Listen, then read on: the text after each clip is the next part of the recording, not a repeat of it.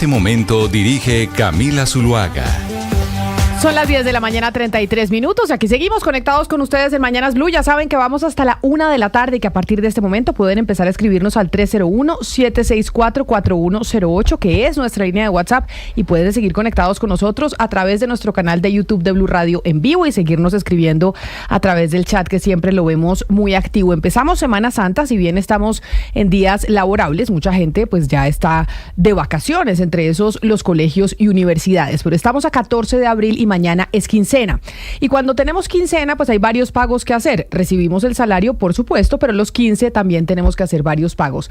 Y ahí le quiero preguntar, Sebastián, ¿qué sabemos de Breve? Porque sabe que en medio de los pagos que pues me toca hacer a mí por estas fechas, como a muchos colombianos, por cuenta de que ya se viene el 15, yo no sabía, y de pronto es por ignorancia, y tal vez ustedes sí lo tenían claro, que cuando usted va a pasar plata de un banco a otro, o sea, de un banco que no es el suyo, que es el suyo, a otra cuenta que no es de un banco suyo, ¿le cobran IVA por esa transferencia? Usted sabía que usted paga, entonces yo pago 7,300 pesos por pasar de mi banco a una cuenta en otro banco, y a esos 7,300 pesos le suman la comisión del 19% de IVA, porque los cobros de las transferencias entre bancos no están grabadas con IVA, pero como esto es un cobro que le hace usted a su banco por prestarle el servicio para pasar a otra institución financiera, sí le cobran IVA. O sea, al final, no, yo tampoco. Entonces, al final usted no paga 7,300, sino usted termina pagando 8,000 y pico por esa transacción financiera.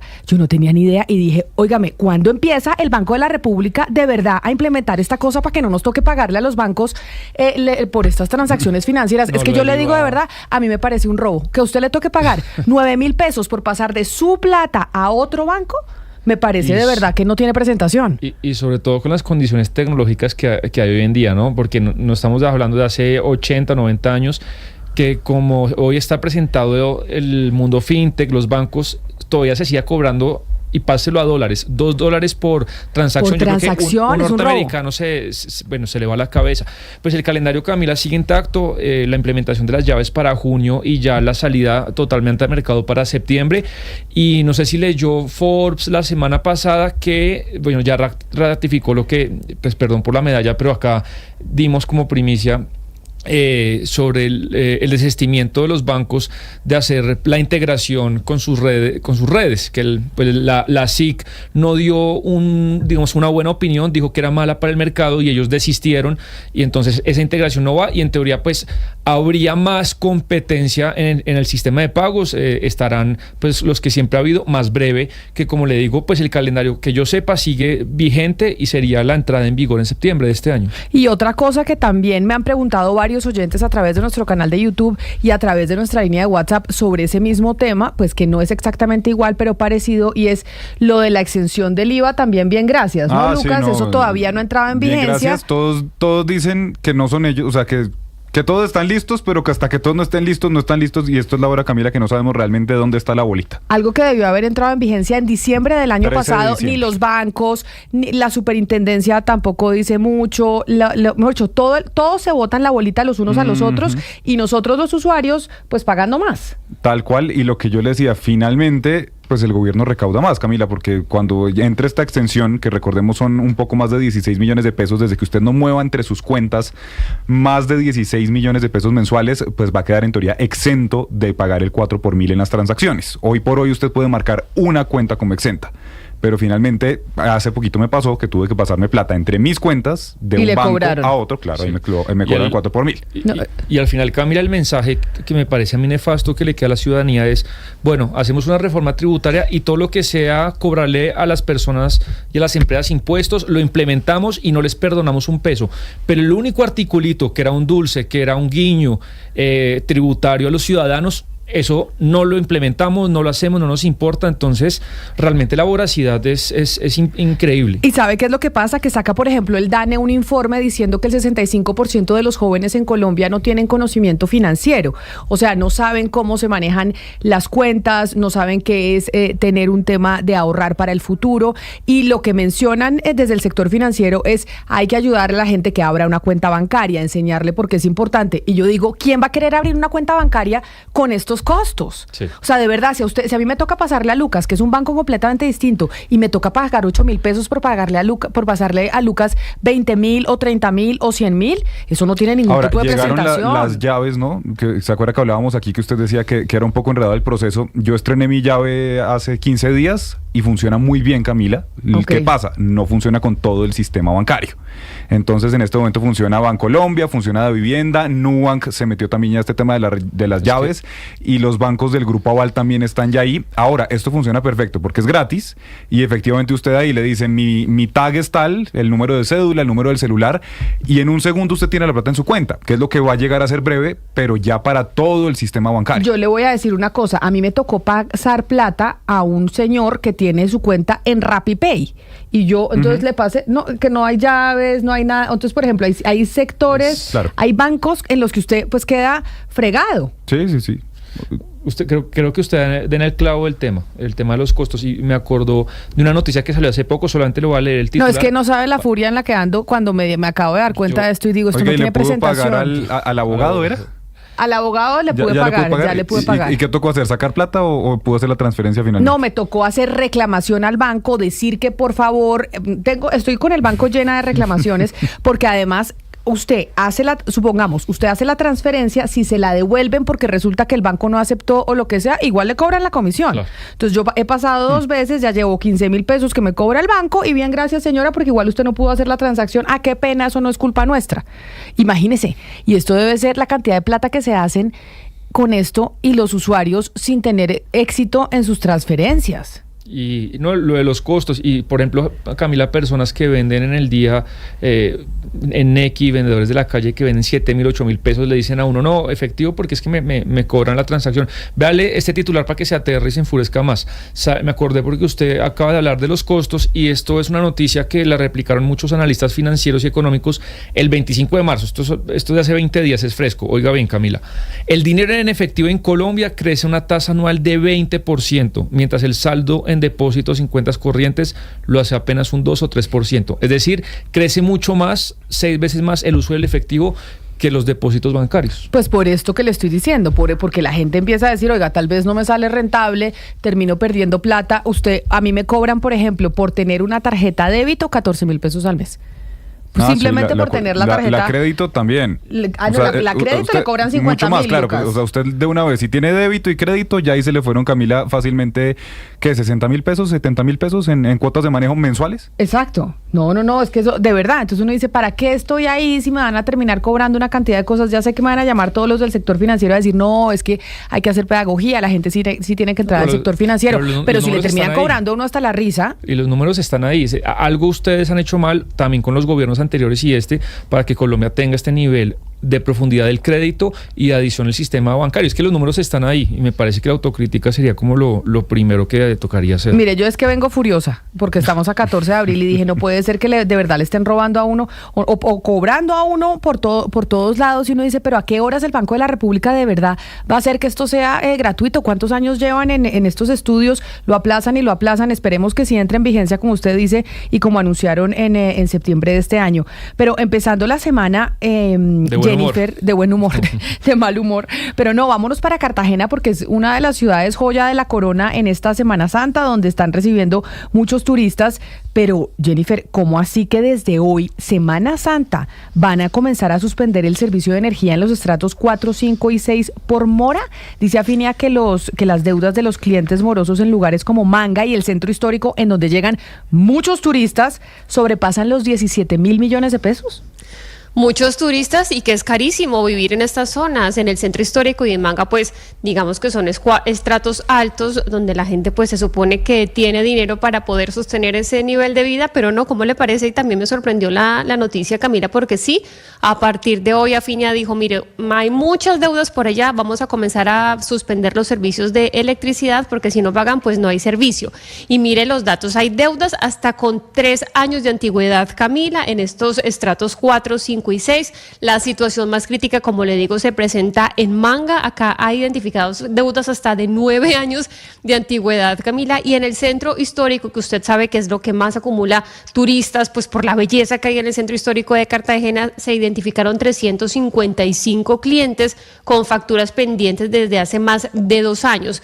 Afinia dice, vamos a comenzar a cortar esos servicios hoy, se puede extender durante Semana Santa, que obviamente viene mucho turista, se consume más energía y dice, no podemos continuar, y hace un llamado a los clientes morosos para normalizar esas situaciones a través de vía internet o acercándose a las oficinas para que puedan pagar esto a cuotas al menos. Pero sí, me llamó la atención, más de 17.800 millones de pesos deben estos usuarios a Afinia. Los clientes morosos, aquí no estamos hablando de entidades públicas ni de las deudas que tiene el gobierno, estamos hablando de las personas que no pagan su servicio de energía, que es otro de los pagos que hacemos cuando hay quincena, Camila. Pero mire, Jennifer, es que en Cartagena seguramente mucha gente llega al centro histórico o a Manga a apartamentos que se alquilan por Airbnb o a casas que son hostales o hoteles, y no sé si algunas de esos apartamentos, casas, hostales, hoteles puedan terminar siendo los morosos. Imagínese usted ahí y que se le terminen cortando la luz por cuenta de que no pagan hace 3 años. Pero yo tengo una pregunta, Jennifer,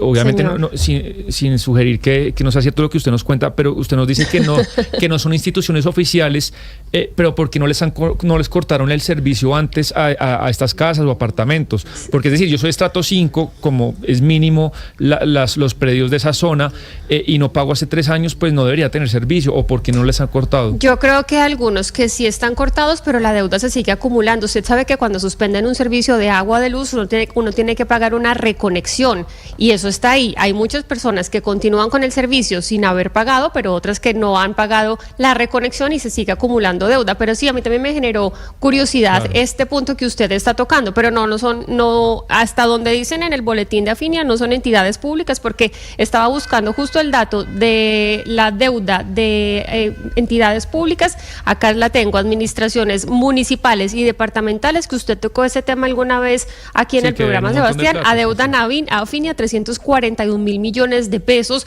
correspondientes al consumo eléctrico. Estamos hablando de hospitales, colegios, acueductos y oficinas públicas, pero esto va aparte de los 17.800 millones que deben las personas que no han pagado el servicio de electricidad. Pero entonces, Jennifer, la gente que no ha pagado ese servicio de electricidad, pues ya debe saber que es morosa, y entonces esta es la alerta que le están diciendo, ojo, porque le vamos a contar, o se acerca y hacemos un plan de pagos y usted empieza a pagar lo que debe desde todos estos años, o le cortamos la luz. Así es, y dicen que lo pueden extender durante toda esta Semana Santa, que como usted bien lo dice, Camila, muchísima gente viene acá a vacacionar, porque acá hay muchas residencias, que ahí también puede ser parte de la explicación de lo que pregunta Sebastián, muchas residencias que la gente solamente viene de vacaciones, las dejan apagadas, cerradas, y vienen de vacaciones y dicen, mire, hay Semana Santa, seguramente usted va a venir, pues si no ha pagado su electricidad, se va a encontrar con todo apagado en su casa. Y acá viene, Camila, una cosa que me parece que es un uso desigual de la situación, porque AIRE está intervenida por el gobierno. No sé si usted, Jennifer, oyeron al ministro Edwin Palma, que en pleno Consejo de Ministros dice, a esta señora le vamos a condonar la deuda, que es la misma situación que usted dice, privados que deben plata. Y la factura que mostró Edwin Palma en el Consejo de Ministros, que la vamos a poner ya en pantalla, es una factura que dice que el último pago de la persona a la que condonaron la deuda es de hace 10 años. Es decir, la última factura que la persona pagó fue hace 10 años. ¿Pero por qué puede hacer eso Edwin Palma? Porque es AIRE. Claro, y eso lo está haciendo condonando esa deuda con plata del Estado. Pero los de Afinia, eso no va a pasar. Les va a tocar pagar o les cortan el servicio. Claro, pues hay una alerta, y sobre todo en Semana Santa, que es... 2015, último pago. 2015 último pago, imagínese. Jennifer, ¿y ya se siente la ciudad llena? ¿Ya se siente que los turistas llegaron, o todavía están pensando que llegan más el miércoles para allá los jueves, viernes, sábado y domingo? Miércoles, Camila, yo estuve este fin de semana dando vueltas por la ciudad y todavía sabe que no se sienta tan llena. Yo creo que a partir del miércoles lo vamos a sentir, pero hay una buena programación aquí por parte de la alcaldía. Van a hacer mapping, que son estas proyecciones con luces que se hacen en diferentes edificios, lo van a hacer sobre las iglesias del centro histórico, así que yo creo que vale la pena pegarse una pasadita por aquí por Cartagena en esta Semana Santa. Sí, yo creo que ese consejo de ministros del que habla Sebastián, no solamente la cuenta es lo que es interesante, sino la pelea que se casa ahí, porque entonces Afinia es como la punta de lanza de una pelea política, porque entonces el ministro Edwin Palma empieza a decir pues que Afinia, que presta servicio en 11 municipios de distintos departamentos de Córdoba, Sucre, Cesar, también en Bolívar, pues que ahí es donde se empieza a amenazar y que entonces que Federico Gutiérrez, que es el presidente de la Junta de EPM, porque sabemos que Afinia es filial de EPM, que entonces está usando políticamente EPM para atacar al gobierno Petro. Bueno, con todo esto, por una parte se vuelve esta pelea política y por otra parte yo tengo una pregunta, Jennifer, que me parece me parece una duda que es razonable acá, y es, usted nos está hablando de las personas que llegarían de Semana Santa a sus apartamentos y que probablemente no encontrarían el servicio de energía, pero también me pregunto cuántos de esos apartamentos o de esas casas son casas que permanecen vacías, y le voy a decir por qué, porque digamos, y no es el caso de Cartagena, pero por ejemplo cuando yo voy a Ciudad de Panamá, a mí me llama mucho la atención en Ciudad de Panamá la cantidad de edificios que son apagados por la noche, completamente apagados, apartamentos que son apartamentos que si usted se pone a mirar, son apartamentos vacíos. Entonces mirar de esos apartamentos que no están pagando energía, cuántos son apartamentos que están ahí y que en realidad nadie vive ahí, sino que son apartamentos vacíos. Y que por eso está la deuda tan acumulada. A mí me sorprendió deudas de hasta 9 años. Yo creo que sí tiene algo que ver con eso, Ana Cristina, porque acá, como pasa en Panamá y como suele pasar en las ciudades que son turísticas, pues la gente, como le decía, viene a vacacionar, tiene sus apartamentos para venir por ahí de vez en cuando y muchos permanecen desocupados en Manga, en el Centro Histórico, en Castillo, en Boca Grande, son lugares que atraen a muchísimos turistas porque están en cercanía con la playa o con lugares que pueden llamar la atención de las personas que vienen a conocer Cartagena, pero sí acá hay mucho apartamento desocupado también.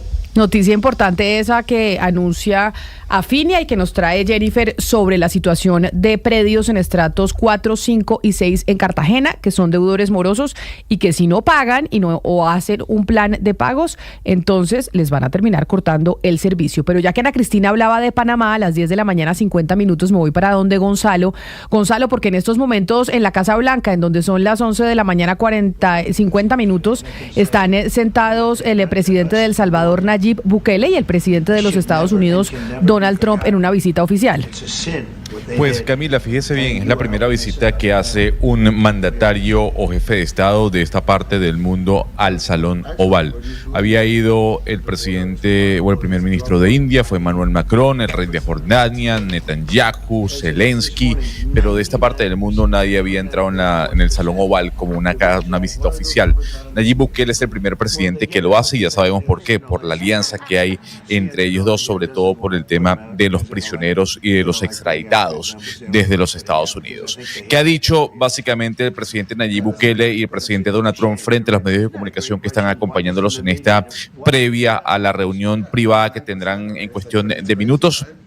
Básicamente, Nayib Bukele le ha dicho al presidente Donald Trump que tiene que liberar no solo a sus partidarios, sino a 350 millones de personas. Él tiene que liberar a toda la población de Estados Unidos, pero para liberar a la población de Estados Unidos tiene que encarcelar algunos. Dijo el presidente Bukele que los medios de comunicación básicamente odian al país por lo que él está haciendo con los prisioneros y que él espera que eso no ocurra en el mandato de Donald Trump. Incluso hay que decir que Donald Trump aprovechó su momento para agradecer lo que está haciendo con el tema de las exportaciones, lo que está haciendo con el tema de la violencia y acto seguido el señor Bukele le responde a Donald Trump y le dice: presidente, aquí estamos para ayudarlo. Estamos muy dispuestos para recibir todavía más personas que salen de los Estados Unidos y que tienen un problema en ese país, porque sabemos que en Estados Unidos hay un problema grave de delincuencia y de terrorismo, y si necesitan ayuda, ahí vamos a estar. Tiene a toda la gente ahí en el Salón Oval de la Casa Blanca, porque mire que sí, viendo las imágenes, bueno, igual a la imagen que vimos con Zelensky, está sentado J.D. Vance en el sofá de al lado de Marco Rubio, y también está la señora Kristi Noem, parada ella, la secretaria de Seguridad Nacional que estuvo aquí con el presidente Gustavo Petro y a la que salió a decir que el presidente Gustavo Petro le había dicho que había que ser buenos con el Tren de Aragua y bueno, está la fiscal toda esa general confusión. También, Camila, Pam Bondi, está casi que el gabinete en pleno, los duros. ¿No le dijo nada a Zelensky Trump de la ropa? A Zelensky no, sino a Bukele de la ropa, como le dijo a Zelensky, porque pues Bukele también está sin corbata y con camiseta y pues vestido moderno como le gusta vestirse a Bukele. Lo que pasa es que recordemos, Camila, que ese comentario no vino precisamente del presidente. No, claro que sí. Sí vino. Apenas lo saludó, fue lo primero que le dijo.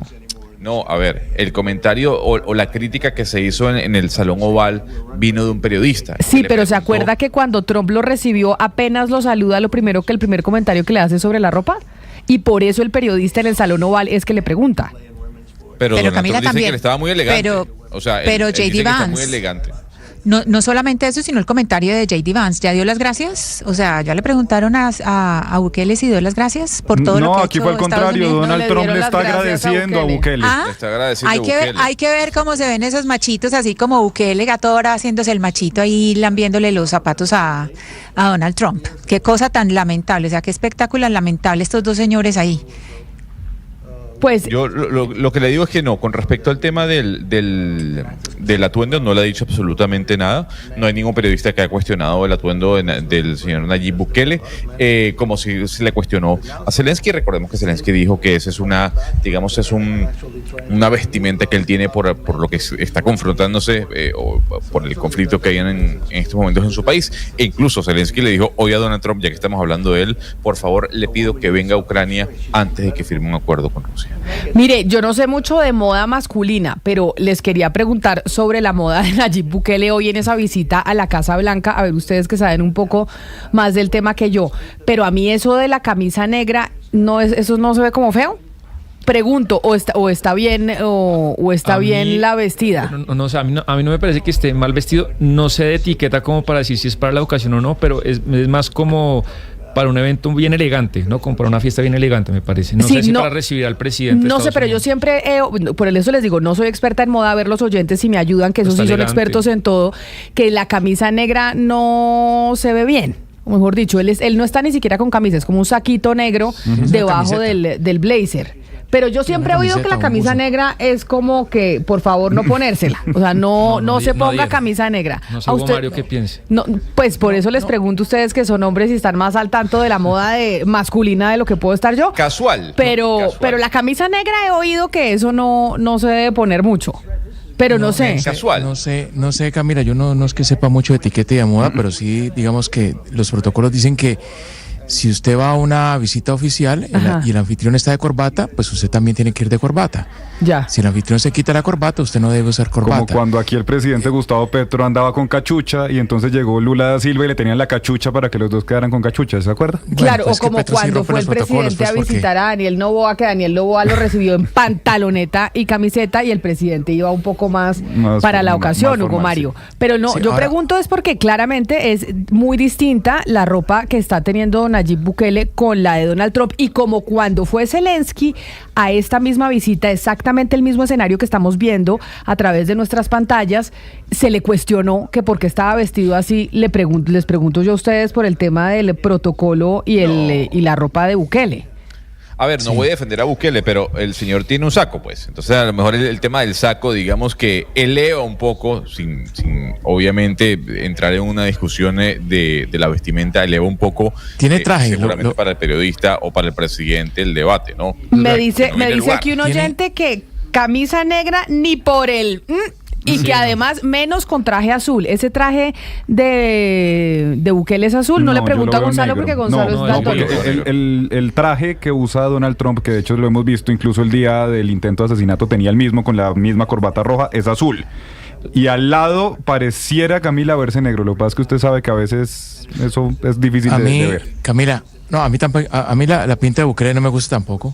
O sea, para un artista de de música popular a un cantante de música norteña, está bien, pero no para un presidente de... Pues de una- Camila, de una como nación. Karim León. un hombre periodista, colega Guillo Arango, periodista deportivo, que le mandamos saludos, dice: la camisa negra o azul oscura es de lo más feo que hay. Es horrible, eso es lo que yo he oído, Sí, bueno. pero por eso les pregunto, ¿usted tiene camisa azul? No, pero esa es la camisa azul, yo me la Si aguanto, usted tiene Sebastián. camisa azul oscura, a propósito. Sebastián tiene pero usted no está con Sí. vestido, una camisa azul oscura Pero con está- jeans está se mal. vale, Sí. pero una camisa negra con un vestido, por favor no se la pongan, es lo que yo he visto, pero yo no soy experta en moda masculina, por eso les pregunto a ustedes, mis compañeros. Ahora, Camila, de la Bukele yo mesa de creo que no trabajo. es tan Bukele es un hombre problemático. joven, ¿no? Sí, pero pues yo 43 no veo años tiene tan Bukele. problemático el color. Yo no veo tan problemático el color, Camila, como la talla, porque le queda chiquito. Todo lo que tiene puesto le queda chiquito. Es que él le gusta apretadito. O sea, él le gusta apretadito exacto. porque él va ese al gimnasio. pantalón es, Entonces le ese gusta que pantalón se le está vea el músculo. apretadito. Sí, no, pero no solamente lo apretadito, sino que mire la manga. Mire la manga, eso le queda chiquito. O sea, ¿Sí si será? yo fuera- A ver, me leemos si la yo manga, fuera sí. sí, si fuera la esposa de él, es amorcito, eso ya te queda chiquito o lo compraste chiquito, porque mire dónde llega la manga. La manga está por encima de la muñeca. Pero Le queda pero me chiquito, dicen Ahora, aquí los vea la de oyentes Trump, que ¿no? la manga También de Trump tiene- también sí. está por encima, pero a Trump se le sale la camisa. La camisa. Que sí se ve bien, porque entonces Sí, que se suele sube pasar. la manga y para eso está la camisa y por eso se ponen las mancornas para que se les vea. O sea, En Trump está todo bien caso, vestido. Camila, el ambiente que se vive a esta hora en la sala oval es bien diferente al que vimos hace un mes o un mes larguito con Zelensky, ¿no? Llegaron, Ah, no, pues, se pero tomaron claro. fotos, Donald Trump le mostró cómo está, lo que ha decorado, porque ha puesto de hecho mucho oro, Camila. Yo no sé si usted ha Todo visto la dorado. comparación entre la sala oval de Joe Biden y la de Donald Trump, está todo dorado. Pero además todo el diseño y la infraestructura para esas ruedas de prensa, que son de una importancia gigante, me parece muy incómodo. Los dos protagonistas en un banquito chiquito, los periodistas ahí pegados, apeñuscados, con las cámaras, es decir, el país más rico del mundo, y que esas las ruedas de prensa sean así, me parece raro. Mire, a propósito, pongamos la foto de cuando se reunió el presidente Trump con Zelensky. con Zelensky para que veamos la diferencia. Mire, pero es que además Zelensky también estaba de negro, pero además Zelensky se viste así siempre porque Zelensky está en guerra. Y hablamos del tema de la ropa porque eso se puso sobre la mesa en Claro. su momento con esta rueda de prensa por parte de los periodistas y por parte del propio presidente Donald Trump. Y mire la comparación de las caras, de la ropa, de lo que se decía, y ahora pongamos la de Nayib Bukele. Si me ayudan desde nuestro canal de YouTube, que yo, sí, como dice Hugo Mario, yo le diría a Bukele que no se fuese vestido así, pero como pues ahora esos temas de protocolo pues no importa tanto, y esa es su marca, él ha estado Esa es vestido su marca. así. Y Donald Trump tiene exactamente, pues no sé si el mismo, pero es el mismo color de traje, la misma corbata, la misma camisa. O sea, Donald Trump está exactamente igual en las dos reuniones. Pero esto, hablando de una de las promesas del presidente Trump sobre los deportados, los migrantes que tiene ese acuerdo con El Salvador. Pero Gonzalo, bueno, ¿al fin qué? Porque es que yo ya ni sé, cada hora tenemos un cambio sobre el tema de los aranceles. ¿Van a tener aranceles los celulares y los computadores en Estados Unidos, sí o no? Porque dicen No que se sabe, sí, Camila. que no, que sí, que no. Eso, entonces, ¿compramos celular o no compramos celular los que están allá en Estados Unidos? Porque mucha gente dice, hay que aprovechar y comprar el iPhone antes de que nos le pongan el arancel. Mire, a ver, hoy, yo no sé, Sebastián, entiendo que los mercados europeos iniciaron a la alza. Usted me dirá ahora cómo está los mercados en Nueva York. Lo cierto del caso es que hubo un alza en la apertura de los mercados, Camila, a nivel global, porque se conoció el fin de semana que Donald Trump estaría dispuesto a quitar los aranceles al tema de los chips y los compuestos de los teléfonos celulares, sobre todo los que provienen de China y del sudeste asiático. Pero ayer el presidente Donald Trump dijo, cuando él regresaba a Washington desde Mar-a-Lago, en el Air Force One, que los teléfonos inteligentes y otros productos electrónicos fabricados en China no van a tener o no van a ser libres, exentos de aranceles. Y que simplemente lo que de alguna u otra manera él quiere es combatir contra China. ¿Por qué? Porque quiere desarrollar los semiconductores, quiere desarrollar los teléfonos celulares en los Estados Unidos. Hay que recordar que por qué las bolsas arrancaron en positivo, como lo decía hace cuestión de segundos, es que algunos funcionarios de la Casa Blanca dijeron: es probable que esta semana esté anunciando el presidente Donald Trump que quedan exentos algunos elementos dentro de esta guerra comercial con China. Incluso el fin de semana se conoció que China habría intentado acercarse a Estados Unidos para de alguna otra manera generar una llamada telefónica entre Xi Jinping y Donald Trump, cosa que no se ha confirmado. Pero hasta el día de hoy, en la mañana, esos aranceles van. Donald Trump dijo, no le voy a quitar nada a China, todos los países van a tener que pagar esa base arancelaria de 10%, y aquí continuamos con nuestra filosofía y con nuestra batalla para que Estados Unidos sea grande de nuevo.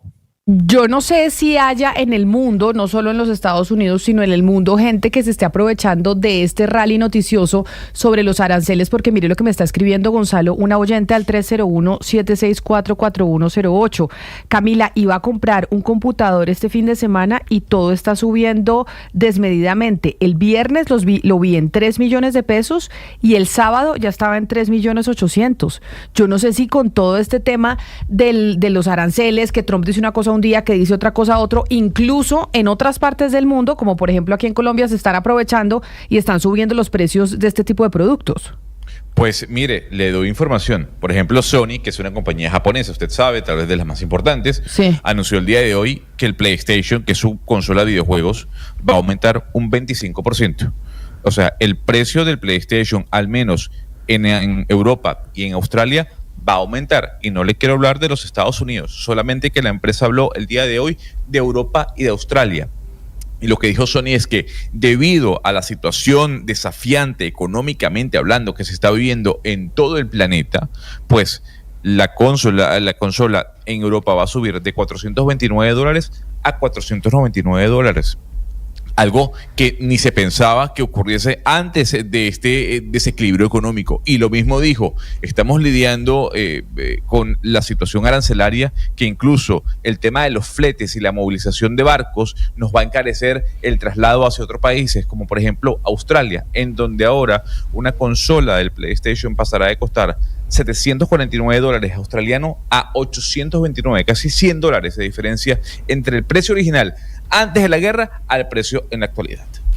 Pero, Gonzalo, ahora, pero para que la gente sepa, y esta oyente que nos está escribiendo, en Colombia no deberían estar subiendo esos productos, porque esto es en Estados Unidos. Aquí en Colombia el PlayStation sí va a costar lo mismo, deberían costar lo mismo los computadores y los celulares, porque aquí no les estamos poniendo pero esos yo tenía impuestos una pregunta, adicionales. Camila, porque esa misma pregunta me hice yo hace unos días. Ajá. Y decía yo, si los iPhones vienen de China, sí, pues si aquí van a entrar, de hecho puede que se equilibre un poquito, porque a veces sale un poquito más barato comprar un iPhone, un computador Apple, por ejemplo, en Estados Unidos. sí. Pero resulta que yo no sé dónde está el centro de suministros. Pues yo creería que lo que Apple hace es que van de China a Estados Unidos y de Estados Unidos le reparte al resto del mundo. Entonces ahí sí se estaría aplicando el arancel. Fue lo que yo entendí, pero no sé si el centro de suministro de Apple sea Estados Unidos o sea Brasil. No sé cómo funciona. O eso puede pasar también con los computadores. ¿Qué marcas de computadores se producen en Estados Unidos? Porque finalmente Samsung pues se produce en Asia. Sí. ¿Dell es Estados Unidos? Es Estados Unidos. Sí, pero Mac yo no sé si ellos Mac, pero Mac de uno usted coge cualquier computador Apple hecho en China. Sí. Claro, pero de pronto tiene usted razón, y es que hacen la exportación para el resto del mundo, como Colombia, directamente desde Estados Unidos, y eso hace que a nosotros nos vaya a subir el precio Temu, también. Camila, usted pide por Temu a China, no hay vuelos directos Colombia-China. Tienen que pasar a través de un tercer país que muy seguramente es Estados Unidos. Pero además de que puede pasar lo que dice Lucas, el costo de producción de muchos de esos productos en sí mismo van a subir, porque son insumos que se importan de diferentes partes del mundo, y así no pase por Estados Unidos, el costo de producir el iPhone va a subir. Entonces llega a Colombia pues más caro.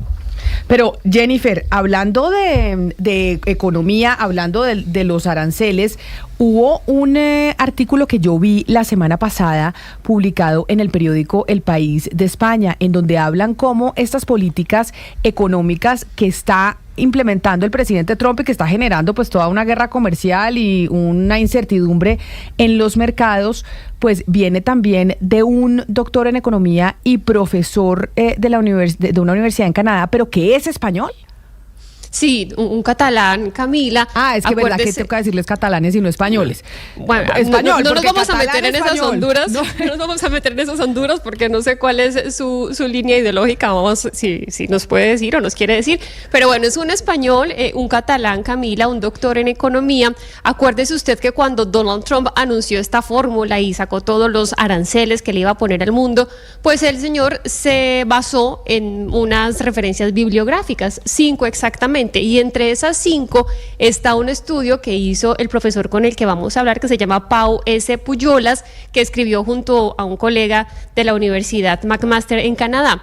Pues resulta que al parecer la Casa Blanca estaría malinterpretando ese artículo, y el profesor Pujolas pues me pareció interesante traerlo acá a esta conversación, Camila, ya que nosotros tanto nos preguntamos si en una guerra arancelaria podría ganar China o Estados Unidos, que es la pregunta que se hizo el profesor Pujolas en este artículo publicado en preprint, que es antes de que tenga las revisiones para ser publicado en revista, pero pues que ya es un estudio con todas sus sustentaciones, y dijo, pues yo creo que el mandatario se equivocó un poco, y vamos a ver qué nos dice el profesor. Camila. Profesor Pujolas, bienvenido a los micrófonos de Blue Radio, gracias por estar con nosotros.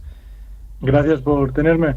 Mire, antes de entrar a preguntarle sobre el tecnicismo que está utilizando el presidente Donald Trump y citando su trabajo, ¿a usted le sorprendió cuando vio su trabajo citado por el mandatario como uno de los insumos para sustentar precisamente las medidas arancelarias que le está imponiendo al resto del mundo? Muchísimo, claro. Esto no te lo esperas cuando ocurre. ¿Y sabe usted cómo llegó su trabajo a manos del gobierno norteamericano o no ha podido averiguar en estos días de la semana pasada esta? Cuando sacamos el artículo, lo sacamos alrededor de las elecciones presidenciales de 2024. Y dentro de los círculos de economistas, pues tuvo un poco de impacto. La gente pues le gustó, habló de ello un poco, así que supongo que habrá economistas que sabían de su existencia.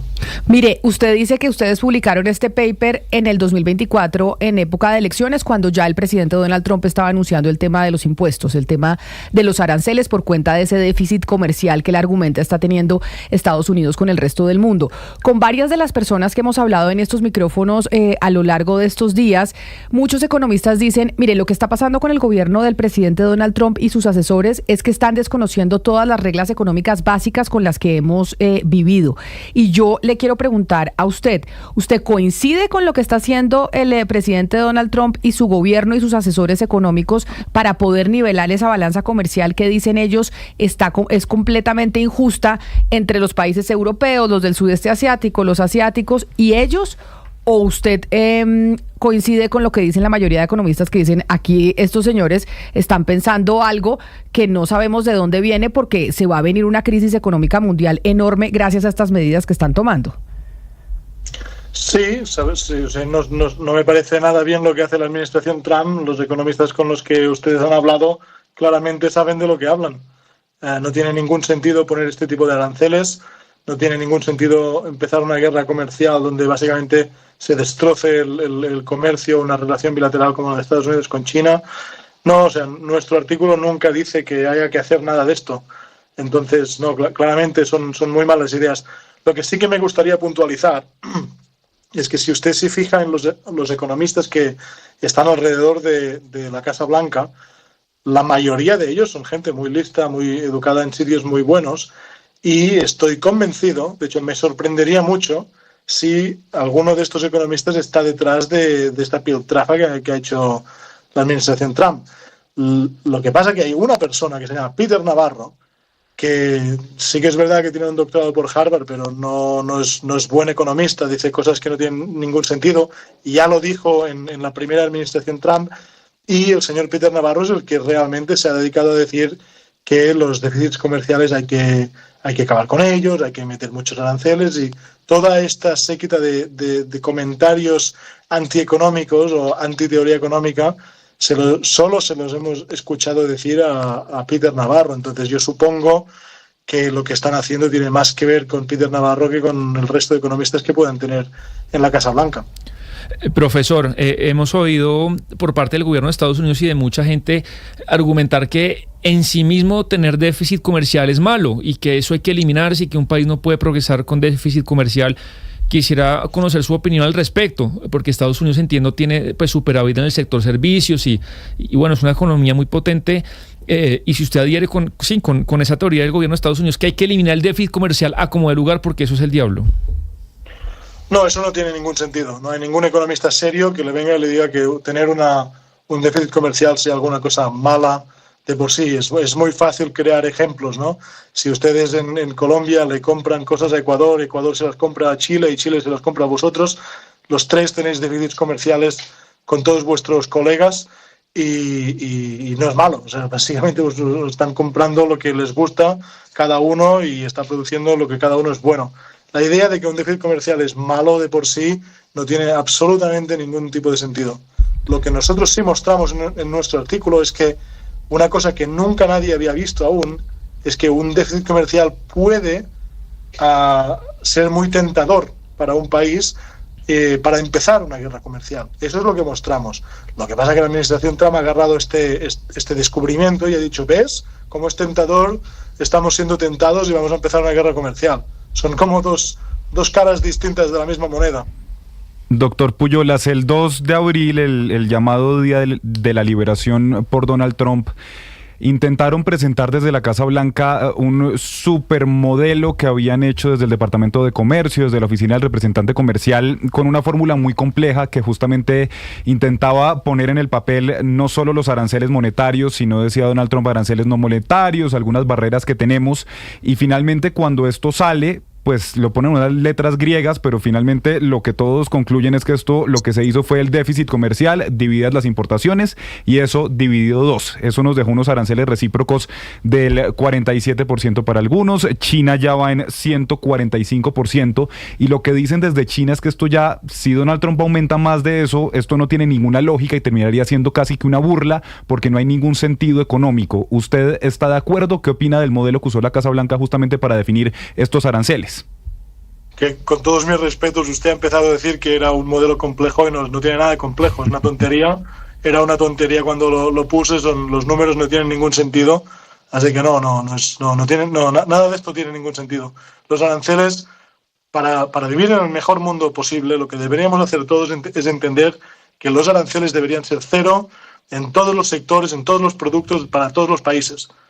El país que sea capaz de entender eso y sea capaz de convencer al resto de países de hacerlo será un líder mundial y saldrá adelante. Poner aranceles de la forma que está haciendo Trump es exactamente lo contrario a ser un buen líder. Es destrozar cosas sin ningún tipo de ganancia.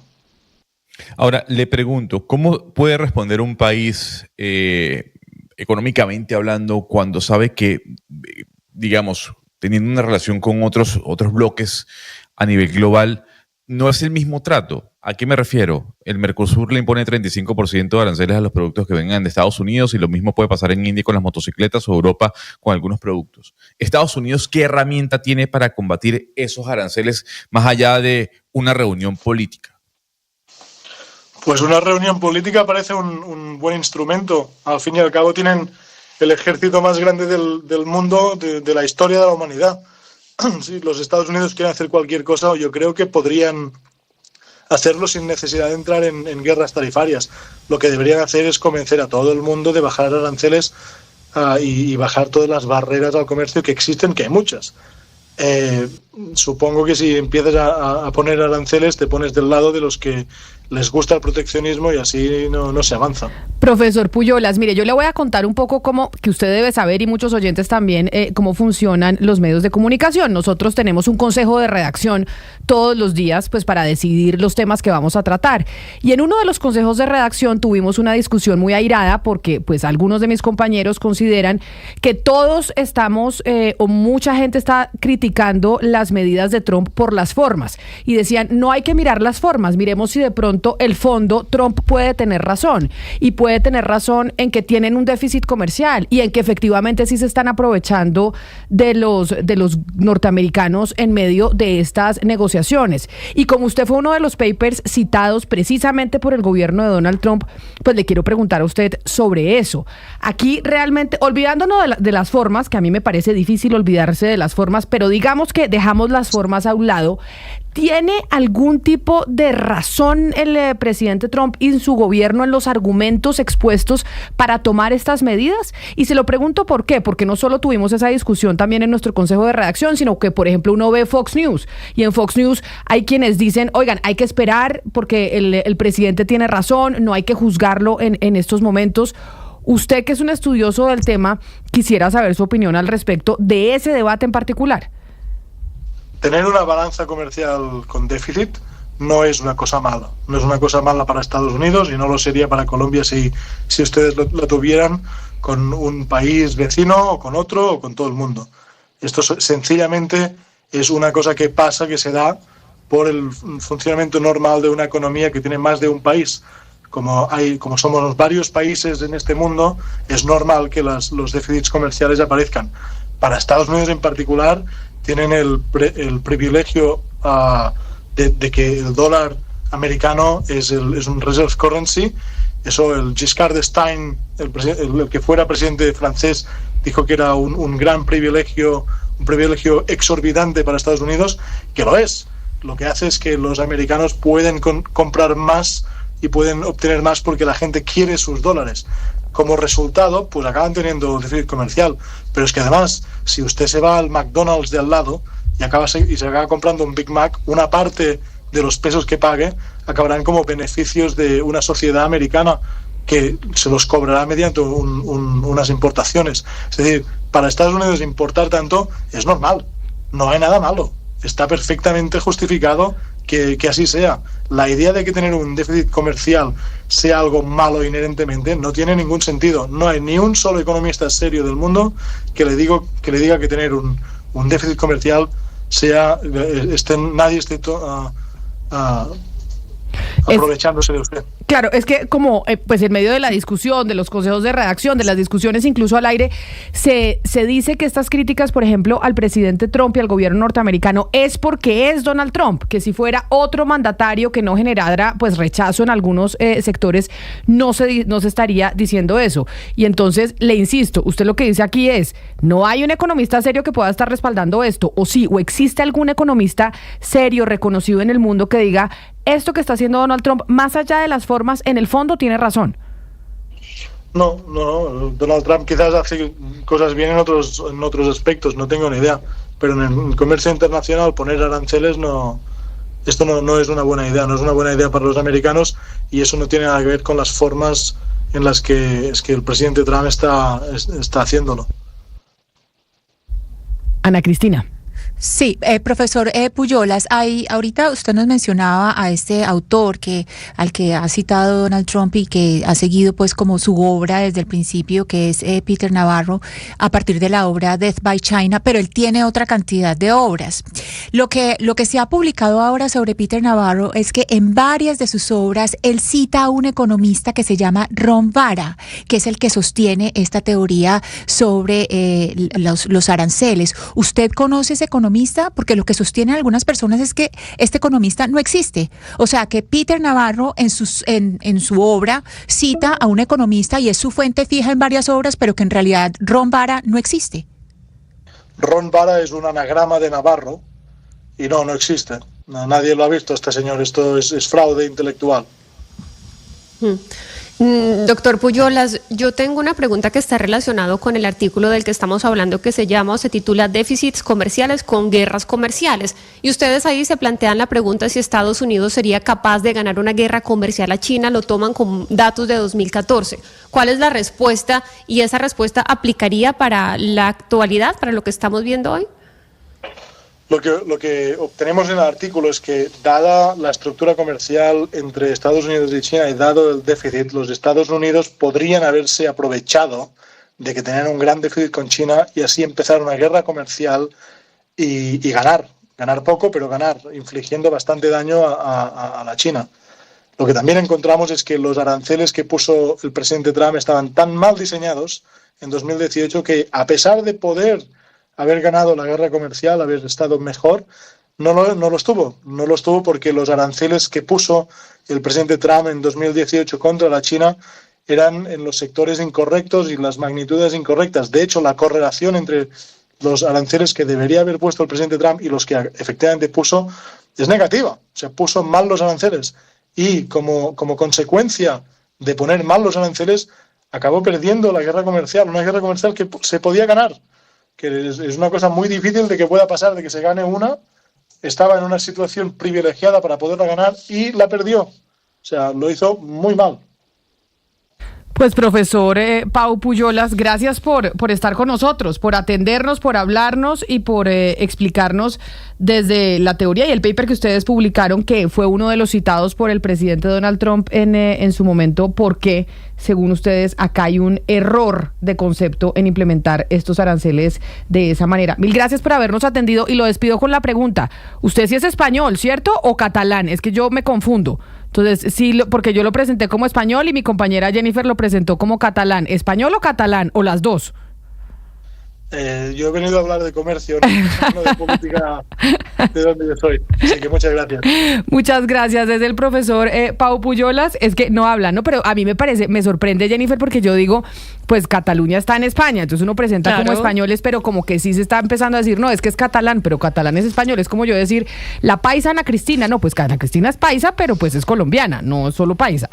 Pero le dije que no iba a responder y me parece bien, porque viene a hablar de economía, no se mete en esos temas ideológicos ni nacionalistas. Y sí, es cierto, pues para mí es español, pero pues a veces uno le gusta identificarse. Si a mí me dicen Jennifer de Pereira, pues está bien también, ¿no? Entonces, bueno, ahí se salió por pero la tangente. Internacionalmente no se presenta como pereirana, usted se presenta como colombiano. Usted no, si le van a hacer una entrevista, usted no dice, ay, la pereirana Jennifer Montoya, no, la colombiana Jennifer Montoya, porque pues... O usted dice la pereirana. A no ser de que quiera hacer el énfasis en Pereira, claro que sí. No, colombiana en términos generales, pero si uno quiere hacer énfasis, pues ya lo localiza más Pereira. Así que bueno, yo creo que español. Pero si hay una diferencia, si hay una diferencia, y es que Pereira nunca se ha querido separar de Colombia, mientras Cataluña sí. Ese ejemplo que dio primero Camila, digamos con porque con los países sí han querido hacer desde Antioquia algunas una personas en Antioquia. Sí, algunas personas en Antioquia dicen que Antioquia federal y yo no sé qué cosas. Entonces, digamos, sí es distinto el contexto, porque pues yo nunca he oído Risaralda federal, no he oído la campaña de Risaralda federal. En cambio, Antioquia federal, sí, pues sí hay gente que tiene esas ideas. Entonces, no me parece tan descabellado. Y bueno, el señor se salió de la pregunta de una manera muy elegante. Sí, muy elegante. Pero mire, Gonzalo, acá me están escribiendo los oyentes y dicen que es que nosotros aquí en Blue Radio solo estamos, me dice John, en el 301-764-4108, que solo estamos buscando personas que hablen mal del presidente Donald Trump, que amanecerá y veremos a ver quién tiene la razón. Y por eso yo le exponía a nuestro invitado sobre lo que pasa en Consejo de Redacción, cómo nos sentamos, preguntamos, decimos, bueno, ¿a quiénes llamamos? ¿Hemos podido encontrar algún economista que nos pueda defender esta teoría que está implementando el presidente Donald Trump, o aún no? Porque estamos en esa tarea y usted tiene esa tarea desde la semana pasada. Pues espérese el día de mañana, ¿no? Usted me pidió y yo le cumplo, siempre que pueda, ¿no? Mañana, si todo sale bien, Camila, tendremos a quien le hablaba al oído a Donald Trump en el tema económico en su primer cuatrienio, ¿no? Ok, pero economista, o sea, porque lo que nos dijo este profesor es como que no hay ningún economista serio que le pueda decir que... Pero a ver, es que no entremos en el debate de que, o sea, tiene que ser ganador de un Nobel para, pero además, digamos, Gonzalo, certificar o no. Lo que estoy diciendo es que el señor fue uno de los 3 asesores, o sea, fue el director del Consejo de Asesores Económicos del gobierno de Donald Trump en el primer cuatrenio. Y ha dicho que, digamos, sí, Estados Unidos se tiene que defender y Estados Unidos, digamos, esta política la tiene que implementar frente a lo que están haciendo otros países. Pero es que yo no creo que haya nadie, ni economista o sensato en el mundo, que crea o defienda que ponerle arancel de 100, 200, 300% a su máximo socio comercial y hacer todo esto sea económicamente razonable. Lo que algunas personas dicen es que los aranceles no son un fin en sí mismo, sino un medio o un puerto intermedio para llegar a un escenario diferente al de ahora. No que Donald Trump y su equipo tengan en la cabeza, bueno, mi país soñado es que en junio del 2025 va a haber aranceles del 100% para China. No, Pero ¿eso es una especulación o es una afirmación? O sea, eso es una especulación de lo que está... Es que de todo lo que hace Trump es tan impredecible, es tan ilógico que obviamente pues hay muchas explicaciones posibles. Yo creo que incluso ni su gabinete sabe a ciencia cierta lo que hay en la cabeza de él. Me parece que es totalmente legítimo, Camila, plantear que si los aranceles son un fin o son un medio. Hay gente que pensará que son un fin, es decir, que él económicamente cree que esto es beneficioso para Estados Unidos. Hay otras personas que piensan que es una manera de extorsión o de presionar a China para que en algún momento, más tarde diría yo, se sienten en la mesa, a establecer unas reglas de juego diferentes. Yo creo que esa que es una herramienta, que es un medio. No, yo no creo que está... Claro, pero yo lo que critico de eso, perdón, amigo Mario, es que es como que estamos tratando de interpretar al presidente Donald Trump. Es una especulación. No, acá lo que están diciendo los economistas es que acá no se está especulando. Acá estamos viendo unas medidas que se están tomando y que tienen unas repercusiones, y que esas medidas que se están tomando son un error. Pero es que eso ya lo vimos con México, con Canadá, con Colombia, que se imponen unas medidas raras, arbitrarias, y después las quita, y es un intermedio para negociar. Pero decir, por eso pregunto, ¿quién sabe, quién nos puede hablar de cuál es la estrategia que se está utilizando?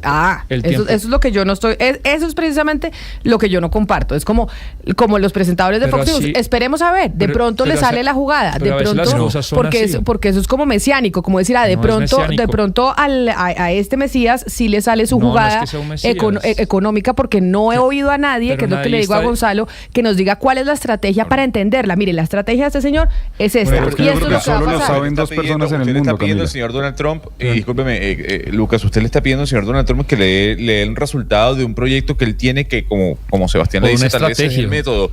Apenas lleva 2 meses y medio en el gobierno. O sea, es que usted está diciendo ya, dígame cuál va a ser el resultado de una vez. Pues no, seguramente ni usted ni yo lo vamos a saber, sino en su momento. Pero es que sabe que creo que eso es fe. Eso es fe, y la fe se la dejamos a la religión, no a la política. Eso es, tengamos fe en que le va a salir bien. No, porque yo no soy ni seguidor de Donald Trump, yo estoy acá tratando de analizar lo que yo veo, y yo creo que, me puedo equivocar, pero yo creo que los aranceles él los interpreta como un medio y no como un fin. Y no es que sea de fe ni que yo creo que él sea un Mesías, no creo eso de ningún político, pero yo creo que él quiere establecer unas nuevas reglas de juego diferentes, y que es una manera de jugar duro, de temblar la cuerda, y para negociar con China. Yo no creo que, además, que económicamente sea viable usted interactuar con China con este nivel de aranceles. Es destructivo, obviamente es dañino. Camila, yo no sé cómo le vaya a ir al presidente Trump con este tema de los aranceles, pero lo cierto es que desde el fin de semana estoy escuchando muchas voces en Colombia que están pidiendo al gobierno Petro que proteja a los empresarios nacionales de la producción china. Y todo surge por una noticia del pasado viernes, el cierre de la planta de Propal. La planta ubicada en Jumbo Valle, una planta que producía cartulinas y papel, y el cierre, según el comunicado de Carvajal, se da por el aumento de productos de papel procedentes de China. O sea, no tuvo cómo Propal competir con ese mercado en precios. Y en consecuencia, pues hay cerca de 2.000 empleos entre directos e indirectos que hoy están en vilo por cuenta de este cierre de esta importante compañía que llevaba años produciendo papel en esta región del país para Colombia y para el mundo, era exportadora además. Entonces, ya en Colombia van a comenzarse a escuchar seguramente después de esto muchas voces de personas que piden que el gobierno colombiano también tome medidas para proteger al empresariado y a la producción colombiana de la competencia desigual con China. Camila, iba a ser muy interesante el invitado que nos pueda traer Gonzalo para nosotros entender, porque es lo que queremos aquí, entender también un poco las decisiones y lo que tiene en la cabeza el presidente Donald Trump hablando en términos económicos. Pero me parece muy diciente que una de las bibliografías, de las referencias bibliográficas que utilizó el presidente Donald Trump para tomar estas medidas, anunciar su guerra arancelaria, pues tenga que salir a decir, mire, es que me está malinterpretando. Yo creo que es muy diciente eso, ¿no? El presidente se basa en unos artículos de doctores en economía, y el doctor en economía tiene que salir a decir, es que no es así, señor presidente, me está malinterpretando. Y tenemos noticias adicionales, Ana Cristina, sobre los aranceles, porque esto no para, me dicen los oyentes, es que esto ya es de la semana pasada. No, señores, esto sigue siendo de esta semana y de todos estos días, porque un día dicen una cosa, otro día dicen otra. Y es que se vienen los aranceles, dice el presidente Donald Trump, para las farmacéuticas, para los productos farmacéuticos importados que entren a Estados Unidos. Sí, señora. De hecho, acaba de hablar, ya se acabó la rueda de prensa que estaba teniendo con el presidente de El Salvador, Nayib Bukele, donde ya hablaron, como decía Sebastián, en esa forma un poco incómoda ante los periodistas, en esa rueda de prensa que es un poco extraña porque está todo el gabinete, hablan entre ellos, preguntan los periodistas. Hablan de El Salvador, hablan de aranceles, hablan de todo. Irán, vaya a hablar de aranceles, ya están en una reunión bilateral, va a haber almuerzo también Camila, y anuncia eso, dice que habló también con el presidente de Apple, con Tim Cook, que él quiere ayudar a las empresas estadounidenses y que de pronto vienen cosas a anunciarse más adelante, porque lo hablábamos aquí, Camila, una de las empresas más afectadas con esto, por supuesto, es Apple, porque veíamos un iPhone que hoy cuesta $1,200, $1,300, podría pasar a costar sin ningún problema $3,000. Entonces es lo que dice Donald Trump, que hay anuncios más adelante sobre de pronto Apple, sobre algunas decisiones que se tomen con semiconductores, con celulares, con tabletas y smartphones, y que va a haber impuesto a los productos farmacéuticos importados. Una vez más, Lucas, es el problema de lo que no es predecible, es decir, que una de las características que hace que un gobierno sea confiable es que sea predecible en cómo va a actuar, y en este momento ese nivel de incertidumbre en que Donald Trump tiene a todo el mundo, pues es lo que a largo plazo pues está haciendo un daño muy grande. Pero mire, sobre esto, estas historias que están contando no solamente del profesor Pujol, sino de esas asesorías económicas de Donald Trump, esa historia que fue publicada en los Estados Unidos sobre la obra de Peter Navarro, cómo buscaron, cómo Jared Kushner, el yerno de Donald Trump, buscó en Amazon títulos y le pareció chéverísimo el título Death by China, Muerto por China, que era de Peter Navarro, y cómo encontró y empezó a coger la obra de Navarro como la gran, como el pilar de la política económica de los Estados Unidos, y después entran a ver esas citas, ese nombre que aparece y que es un anagrama, como bien nos dijo el doctor, el profesor Pujol, que nos dice Ron Vara, que es el anagrama de Navarro, es esa cita repetitiva en esa obra. Entonces uno dice, una persona que publica varias obras citándose a sí misma como economista, y que en este momento todo lo que está pasando es basado en una política, y que mira una política económica de una persona que se cita a sí misma porque no es otro autor, sino que es el mismo echando globos. Uno dice, pues estamos parándonos en cáscaras de huevo. Es muy frágil lo que estamos hablando. No solamente esa incertidumbre, pues por la variabilidad del temperamento de Trump, que decide cosas repentinamente, sino también por esto, porque es que es de un economista que no tiene que ser un Nobel, Gonzalo, pero por lo menos que haya tenido una revisión de pares, que es lo mínimo. Sí, exactamente. No, que haya tenido y que tenga revisión de pares y que tenga por lo menos algunos papers publicados. Pero está tan tensionante la cosa que estoy viendo aquí en la terminal de Bloomberg, Gonzalo. La próxima semana en Washington son las reuniones de primavera, lo que se conocen como los Spring Meetings, que los organiza el Fondo Monetario Internacional y los organiza el Banco Mundial. Y van a ir los ministros de Hacienda, los presidentes de los bancos centrales del mundo entero, y va a estar obviamente muy concurrida por cuenta de lo que está pasando en estos momentos con el gobierno norteamericano, porque pues la economía está a la expectativa de cuáles puedan ser las decisiones que se van a tomar. Y usted sabía que cuando los chinos van a esas reuniones o van a algún tipo de misión en los Estados Unidos, les dan un celular, y es un celular que simplemente es para esa misión. Se acaba la misión y lo botan. Porque sí, por temor a ser espiados. Eso es una política que tienen las misiones cuando vienen de la China hacia los Estados Unidos. Pues resulta que lo que está anunciando Bloomberg, o lo que estoy viendo aquí en la terminal, que están contando como noticia, es que eso mismo va a ser Europa, la Unión Europea, la tripulación o la comisión que va a ir de Europa a Estados Unidos va a tener celulares que se van a desechar y computadores que se van a desechar después de las reuniones de primavera del Fondo Monetario Internacional y del Banco Mundial en Washington, precisamente por miedo a ser espiados. Este tipo de computadores y este tipo de dispositivos celulares normalmente estaban reservados solo para los chinos, y ahora también va a ser para la Unión Europea. Qué cosa tan impresionante en lo que estamos entrando, ¿no? Difícil, ¿no? Difícil de entender, Camila. Difícil de entender sobre todo proveniente de un país como los Estados Unidos. Muy, muy difícil de entender.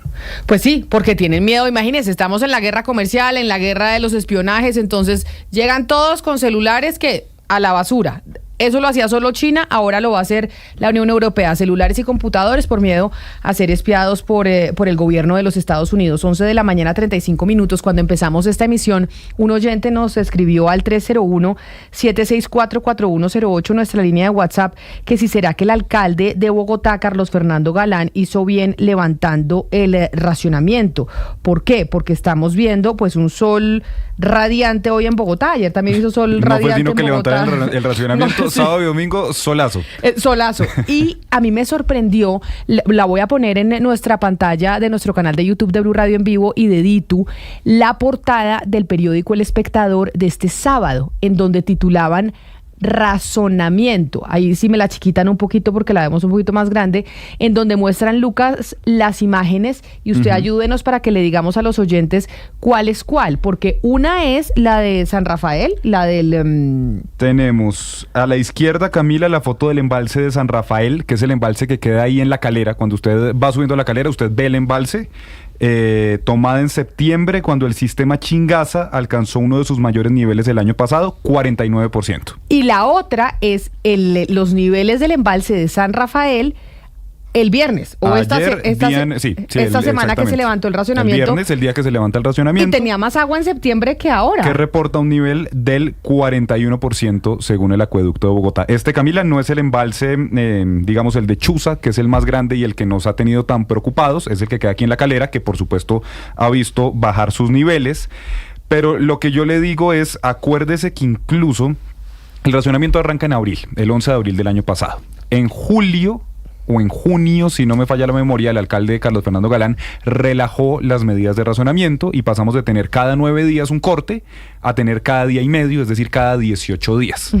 Ahí fue donde hubo críticas desde el gobierno nacional diciendo que esa decisión no se debió haber tomado, y es cuando más o menos empieza a bajar nuevamente el nivel del sistema Chingaza, que dicen desde la alcaldía, no, nos toca volver a una medida un poquito más restrictiva y volvemos a tener racionamiento cada 9 días. ¿Qué pasa? Y que la razón por la que se toma esta decisión es que acuérdese que hay temporada de lluvias, temporada donde no llueve, y hay temporadas de carga y de descarga de estos embalses. Es decir, es normal que incluso así esté lloviendo, pues llueva menos, y hay momentos donde el embalse se llena, digamos a un 90%, y durante los siguientes meses, Camila, empieza a vaciarse y empieza a bajar. Entonces, en septiembre efectivamente estaba más lleno, pero había una mayor presión sobre el sistema Chingaza, porque yo le he contado aquí, esto es un tema un poquito técnico, cuando arranca el racionamiento, usted cuando abría la llave de su casa y todos los bogotanos, el 70% del agua venía del embalse de Chuza y de San Rafael, lo que se conoce el sistema Chingaza. El que hoy en día está más bajito. Exacto. Hoy en día se ha traído más agua del agregado norte, que es la planta Tibitoc, los embalses de Neusa, Tominé y Cisga,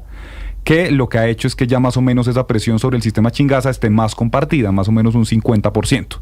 Entonces, lo que decían desde el acueducto es, gracias a la medida de racionamiento, hoy tenemos incluso el embalse y el sistema Chingaza más lleno que en otros años, más lleno que en el 2024, y como estamos también trayendo más agua de los otros embalses, pues tenemos menos presión sobre el sistema Chingaza. Eso no quiere decir que el sistema Chingaza siga estando, por supuesto, bajito. Es que por eso le digo, mire, yo estoy de acuerdo con el oyente que nos escribió. Yo creo que no nos podemos relajar. Total. O sea, por más de que se haya levantado el racionamiento, no nos podemos relajar, tenemos que seguir ahorrando agua, seguir recolectando agua cuando nos bañamos y cuando estamos esperando a que se caliente, usar esa agua para los baños, no estar lavando la ropa todo el tiempo, porque es que se haya levantado el racionamiento no quiere decir que no tengamos el riesgo del agua ahí latente. El embalse de Chuza, para que usted vea, está en este momento en un 37.65%. Por eso es muy bajito. Muy bajito. El embalse de San Rafael, que es el que les estábamos mostrando en la portada del Espectador, está en el 54.51% y de hecho bajó en los últimos días el sistema Chingaza, que es el que tan preocupado nos tenía, 41.62%. Es que mire, acuérdense que el lunes pasado, en el último Consejo de Ministros por televisión abierta del presidente Gustavo Petro, después de la decisión del Consejo de Estado de decir no se pueden transmitir esos consejos de ministros por televisión abierta, sino solo por los canales institucionales, el presidente Gustavo Petro habló acerca de Bogotá y cómo a Bogotá la habían dejado morir y cómo una ciudad sin agua era una ciudad muerta. Es que esto sigue generando debates políticos con miras al 2026. Claro. Esto fue lo que dijo el presidente Gustavo Petro sobre el tema del agua en Bogotá el lunes pasado. Sónica y áreas vulnerables ambientalmente, Ministerio del Medio Ambiente, no lo veo por acá, está por allá, compañera. La selva amazónica, si se quema, se acaba la humanidad. Por lo tanto, esto es estratégico, esto es prioritario. No solo se acaba el agua de Bogotá, como ya se acabó. La solución, ministra, y quiero ese diálogo, no es el racionamiento. Carreta.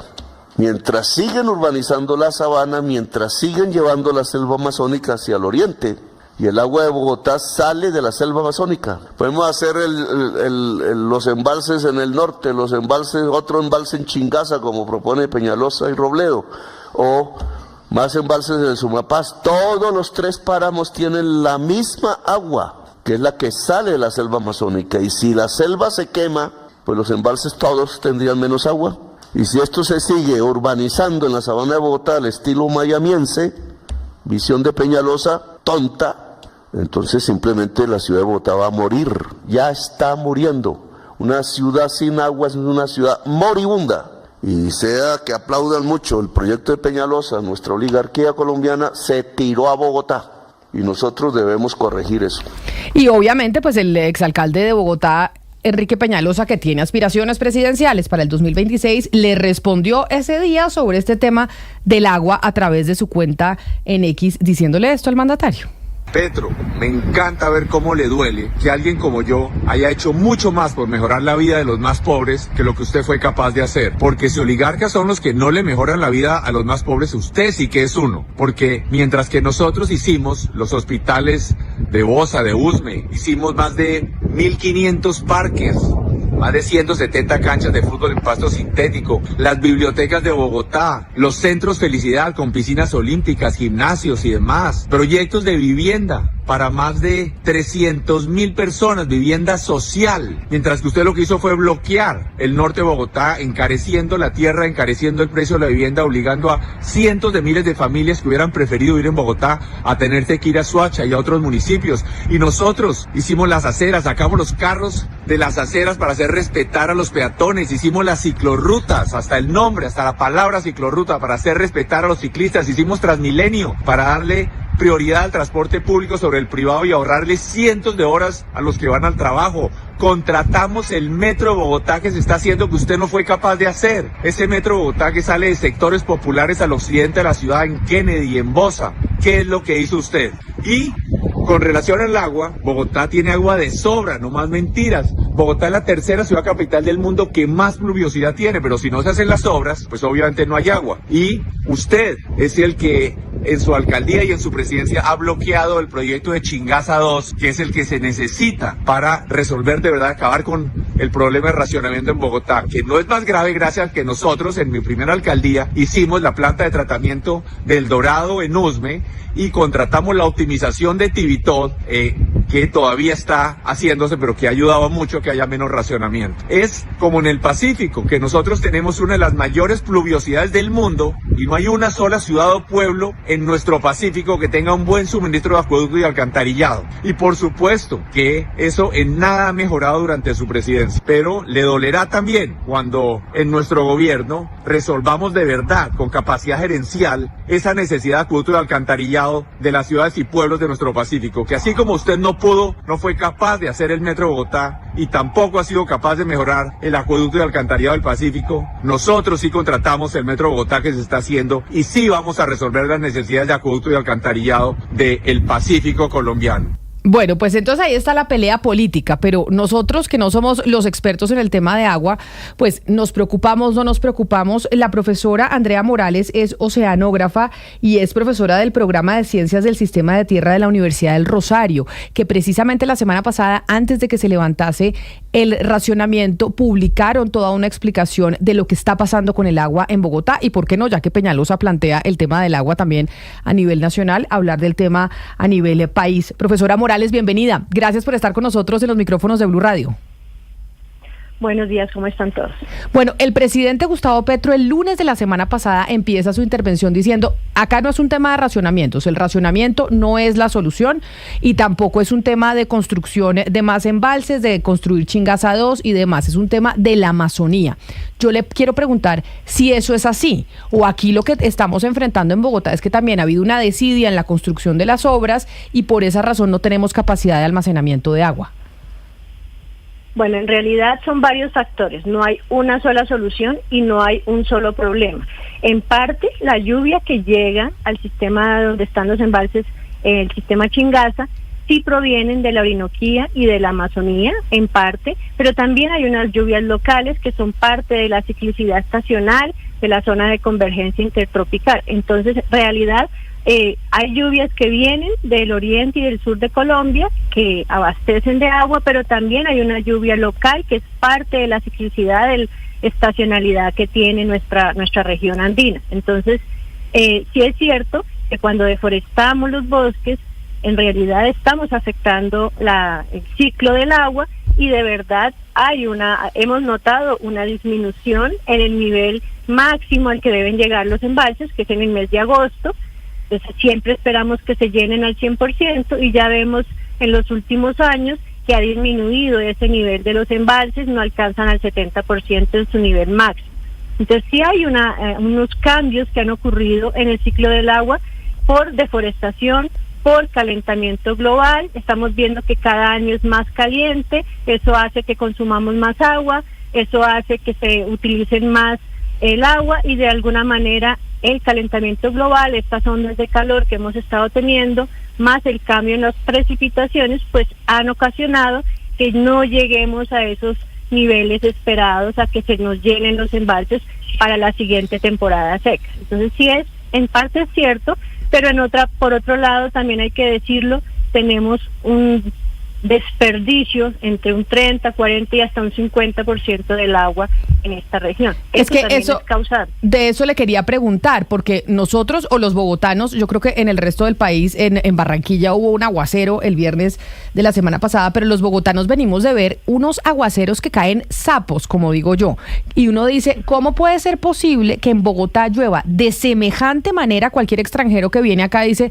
pero ¿cómo es posible que aquí llueva tanto y tengan problemas de agua? ¿Por qué esa agua que cae en Bogotá, que nos llueve a cada rato, no tenemos posibilidad de almacenarla en ningún lado para poder utilizarla después, pues en el consumo de los hogares?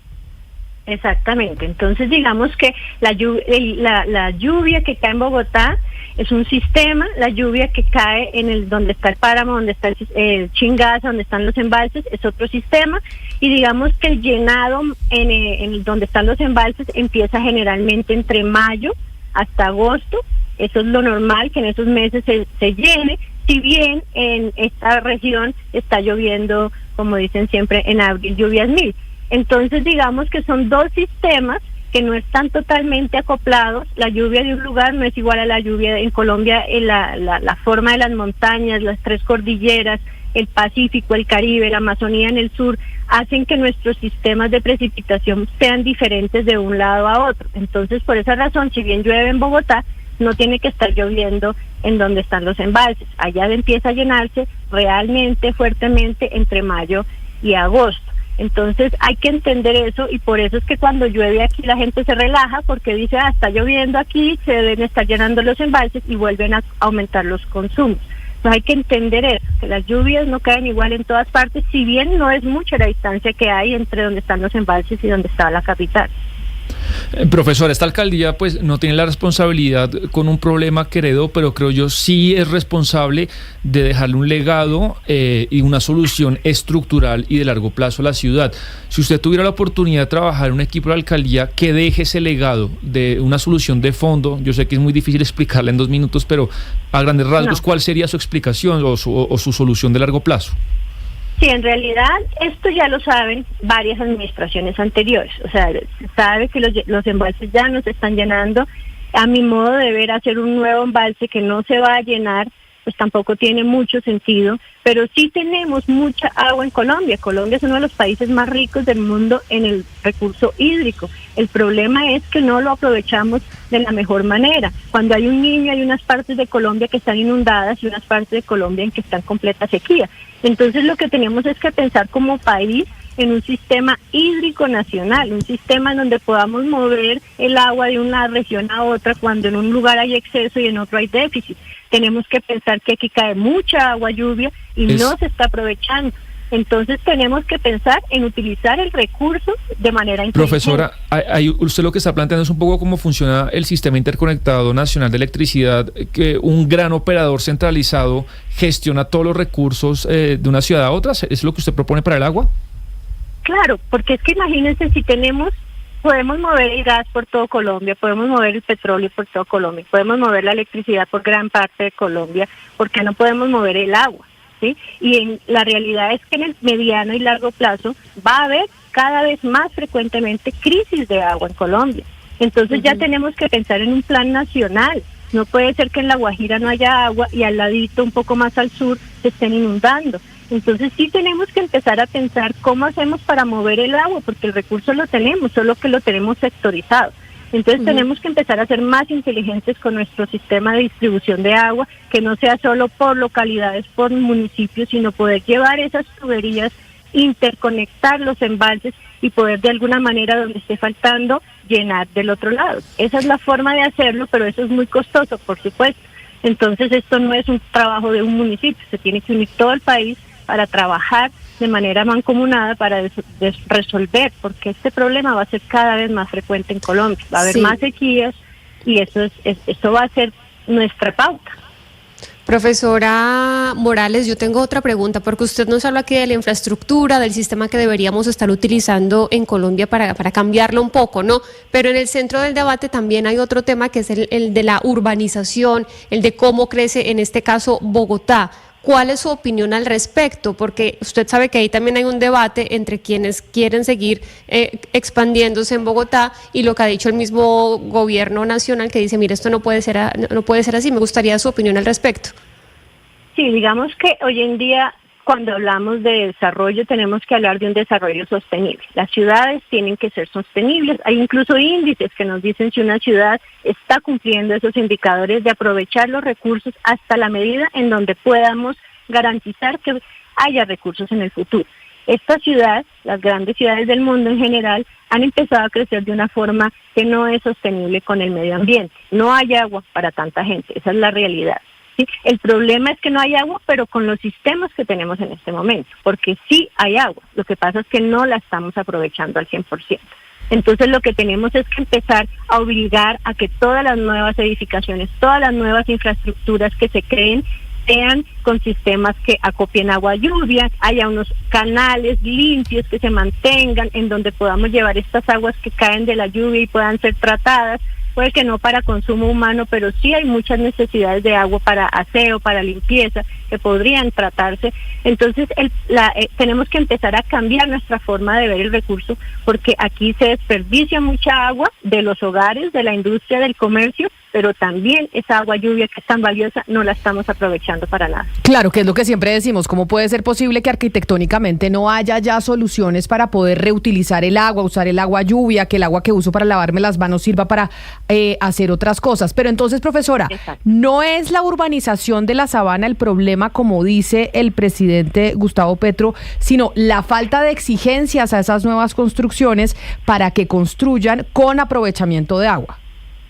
Mientras la urbanización no afecte el recurso hídrico, está bien. El problema es que muchas veces sí construimos encima de un humedal, sí, y respetamos nuestras zonas con agua, nuestros estuarios, nuestros sitios donde tenemos agua, los tapamos, los secamos, y entonces obviamente ese tipo de urbanización en donde no respetamos nuestros humedales sí son un problema para cualquier lugar. Pero si respetando los humedales construimos, crecemos, porque las ciudades tienen que crecer, nadie ha dicho que no, pero teniendo un respeto por el recurso hídrico y también teniendo un respeto por lo que se puede, hasta dónde podemos llegar, porque hay que decirlo, si ya no hay suficiente agua con lo que tenemos que parar, empezar a reformular de dónde vamos a sacar más recursos para seguir creciendo. Entonces hay que crecer con el recurso. Pues profesora Andrea Morales, oceanógrafa, profesora de la Universidad del Rosario, gracias por ayudarnos a entender pues estas peleas políticas que se dan, pero también pues la situación del racionamiento en Bogotá y cómo no podemos bajar la guardia, tenemos que seguir ahorrando agua también en nuestras casas. Gracias por estar con nosotros. Gracias, feliz tarde. Feliz tarde para usted, 11 de la mañana, 55 minutos. Usted se levantó el racionamiento, pero sigue recolectando agua, Lucas, se baña cortico. Sí, eso sí. No, O sea, ¿sabe sigue qué? con el balde en la ducha. No, ese sí no. Pero ¿por qué no? Yo no entiendo a la gente por qué le molesta tener el balde en la ducha. ¿Les parece que es feo? ¿O qué es lo que pasa si ahí se puede recoger un montón de agua? Pero ¿sabe qué estoy haciendo? ¿Qué está haciendo? Yo antes esperaba que se calentara del todo. Ahora, por supuesto, no meto al chorro helado. Pero recoja esa Sí, no, agua y la tiene usa razón, para el baño. me recibo el regaño. Pero sí soy consciente, por supuesto, en hacerlo mucho más rápido. Es que mire, no sabe la cantidad de agua que se gasta, que usted la puede terminar usando en el baño, ahí para... ¿Y sabe cuál otra aplico? La que nos enseñó nuestra compañera Claudia Palacios. ¿Qué es cuál? La Usar de los jeans. No lave los jeans. Exactamente. Pero además los jeans están hechos para no lavarse. Sí, O es sea, que están ella nos hechos para contó que no eso se y laven. desde eso... Pero Camila, le hago una consulta. Dígame. Por favor. Ujú. ¿Usted qué le dice a aquella persona que se queda en su casa? Que se hospeda en su casa 3 días. Ujú. Usted le dice, mire, usted tiene que ahorrar, le voy a dar un pote de agua y usted guarda el agua ahí mientras se baña. y Le lo doy un utiliza para el balde, baño. o sea, mire, en esta ducha, como el agua que no sale caliente inmediatamente, pues recoja esta agua que sale fría mientras usted se baña. Es que eso es agua que se va, yo siento que es como oro que está tocando récords máximos en estos momentos, que se va ahí por el sifón. Y esa agua usted la puede usar para las matas, la No, puede yo usar estoy para de el acuerdo. baño, No, la puede usar pero- para trapear, la puede usar para muchas No, para todo, cosas. es que es agua potable, para todo. Para lo que usted quiera. todo, Hasta para cocinar. lo que No, usted a ver, quiera. no, yo Entonces, estoy- a ver, pero yo no yo no entiendo a la estoy gente porque le diciendo- parece feo el balde, pero es que ¿qué tiene de más de feo el balde? El balde no es estético, Camila, eso hay que decirlo, ¿no? ¿Qué No es pero estético. ¿quién le va a ver el baño? Usted pone el Yo balde. sé. Pero la gente, yo no sé una cosa que el balde les parece como si fuera, no, pues tenga un balde, compre uno blanco bonito que le combine con el baño y ahí va recogiendo el agua, porque mire lo que dijo la profesora. Esto es algo que que es nuestra nueva realidad. Esto no se va a acabar. Vamos a seguir con problemas de sequía constante porque es la nueva realidad climática en la que estamos. Entonces, entre más conscientes seamos del ahorro del agua, pues mejor. Y pues lo que decíamos también, el tema de que construyan para que se pueda aprovechar el agua que uno usa en el lavamanos para que se vaya al inodoro y la No, y lavadora poder que aprovechar gasta el agua que cae a cántaros. a cántaros. Porque lo hablábamos aquí, se inunda la autopista norte y estábamos en racionamiento. Gonzalo, sí señor. Gonzalo, Jeff Bezos es noticia y Jeff Bezos es noticia porque ya volvió el Blue Origin, que era como este simulacro de viaje al espacio comercial, la primera tripulación de solo mujeres que estuvo en el espacio liderada por la compañía de Jeff Bezos, y es noticia por eso y porque se va a casar y se conocen la lista de los invitados que van a estar en su fiesta. Pero ojo, no simulacro, los señores completaron el viaje y llegaron al límite, ¿no? En donde ya es el espacio. Y ahí estaba Lauren Sánchez, quien va a ser la prometida, o es la prometida de Jeff Bezos. Señora Camila, la boda va a durar 3 días, ¿no? Ajá, ¿en 3 dónde va a ser? días. Va a ser en Venecia. Va a ser qué en Venecia, envidia. del 24 al 26 de junio. Ajá. Hay que decir que casi toda la ciudad de Venecia va a estar cerrada únicamente para el señor Jeff Bezos.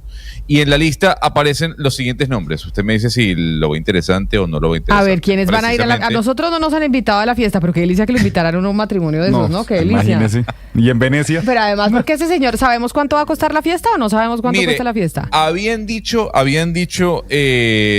digamos que iba a costar $500 millones.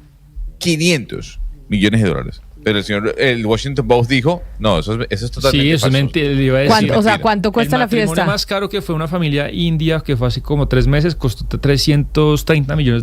Pero igual Claro, es un pero Sebastián, yo mundanal de plata. pero yo digo estamos que no, hablando de digo la que es un familia chisme. más rica de India. Claro, o sea, pero lo de Jeff Bezos 500. no se aleja de eso, ¿no? Bueno, pero entonces, O sea, ¿cuánto? Pero entonces la cifra que está sobre la mesa son $500 millones de dólares. 500 millones de dólares. Ok. Invitados todos, ¿no? Ahí va a estar el megayate de Jeff Bezos, también se va a utilizar en Venecia. Mitad de la ciudad ¿Cuál es su va a estar fuente? cerrada únicamente para los invitados, que son Leonardo DiCaprio, Ujú. Orlando Bloom, Eva Longoria, está Katy Perry. También está invitado el señor Donald Trump, Claro. su hija Ivanka, el señor Jared Kushner. También está Joshua Kushner, que es el hermano de Jared Kushner, y gran parte de los miembros de la Casa Blanca. Se habla que está invitado Tim Cook. Digamos que los principales son los que les acabo de dar, ¿no? Pero lo importante es, Camila, que todo está pago. Usted no va a pagar. No, pues ni el claro. O sea, el traslado, hotel. Mejor no le el invitan hotel. muchas veces a matrimonio en Cartagena y tenga uno el El día de la pasaje, boda. tenga uno el hotel.